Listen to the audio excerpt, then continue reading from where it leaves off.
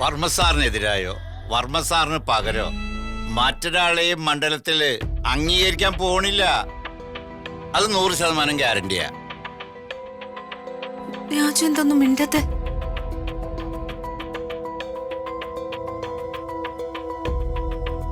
അച്ഛനും അമ്മയും പറഞ്ഞത് മാഡം കേട്ടില്ലേ? വർമ്മ സാറിനോട് അവര് പറഞ്ഞതാ ഈ നാട്ടിലെല്ലാവരുടെയും വികാരം. മാഡം ധൈര്യമായിട്ടിരിക്കെ, ഇതൊക്കെ ഇലക്ഷൻ സമയത്ത് പതിവുള്ളതാ. മാഡം നോക്കിക്കോ, വർമ്മ സാറിന്റെ പേരിലുള്ള ആരോപണം വെറുതെയാണെന്ന് കോടതിക്ക് ബോധ്യാവും. അത് സത്യം. നടന്നത് തന്നെ. വർമ്മ സാറിന്റെ പേരിലുള്ള കംപ്ലൈന്റ് എന്താണെന്ന് രാജു അറിയുമ്പോ ഈ കോൺഫിഡൻസ് ഒക്കെ താനെ ഒരുക്കി പൊക്കോളൂ. ഇല്ല രാജു, ഇതങ്ങനെയൊന്നും അല്ല. എന്തോ വലിയ പ്രശ്നം അങ്ങനെ എന്റെ മനസ്സ് പറയുന്നു. എത്രയോ വർഷമായിട്ട് അച്ഛൻ രാഷ്ട്രീയത്തിലുണ്ട്. ഇതുവരെ നിയമത്തിന് മുന്നില് എന്റെ അച്ഛൻ തെറ്റുകാരനാണോ അല്ലയോ എന്ന് സംശയത്തിന്റെ നിഴലിൽ പോലും നിൽക്കേണ്ടി വന്നിട്ടില്ല.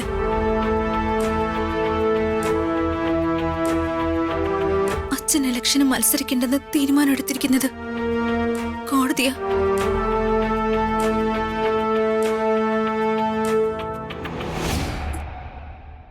എന്തോ വലിയ പ്രശ്നമുണ്ട്.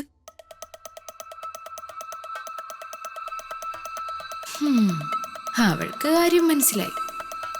ഇത്രയും നാളും അച്ഛന്റെ നിഴലായിട്ട് കൂടെ രാജു ഉണ്ടായിരുന്നു. രാജു അച്ഛന്റെ കൂടെയില്ലാത്ത തക്കം നോക്കി അച്ഛനെതിരെ വലിയ നീക്കങ്ങളാ ഉണ്ടാവുന്നത്.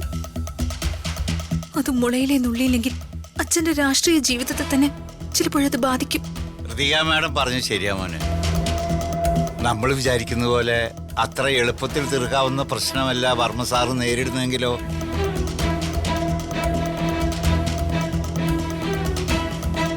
എന്തായാലും നീ അന്വേഷിക്കണം. വേണ്ടത് എന്താണെന്ന് വെച്ചാൽ ചെയ്യണം. വർമ്മ സാറിന്റെ മുന്നോട്ടുള്ള യാത്രയില് ഒരു തടസ്സം ഉണ്ടാവരുത്. അങ്ങനെ ഉണ്ടാകാതെ നോക്കേണ്ടത് നിന്റെ കടമയാണ്. അതേ മോനെ, എന്താ നടന്നതെന്ന് അന്വേഷിച്ച് എത്രയും പെട്ടെന്ന് വേണ്ടത് ചെയ്യണം. പിയുടെ സ്ഥാനത്തല്ല, അദ്ദേഹത്തിന്റെ മകളുടെ ഭർത്താവിന്റെ സ്ഥാനത്താ നീ ഇപ്പോ. ശരിയമ്മേ, ഞാൻ ആദ്യം എന്താണ് പരാതിയെന്ന് അന്വേഷിക്കട്ടെ.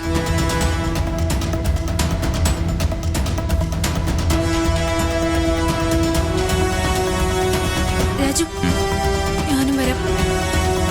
ഇവിടെ ഇരുന്ന എനിക്കൊരു സമാധാനം കിട്ടില്ല. അതാ. മോനെ, നീ ഹൃദയമോളെ കൂടെ കൊണ്ടുപോ. ശരി.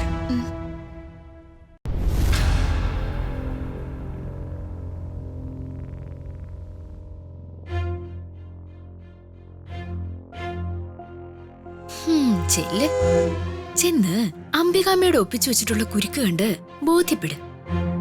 എന്നിട്ട് രണ്ടുപേരും തിരിച്ചു പോര്. ബ്രഹ്മാവ് വിചാരിച്ച പോലും വർമ്മ സാറിന്റെ രാഷ്ട്രീയ ഭാവി മാറ്റി എഴുതാനാവില്ല.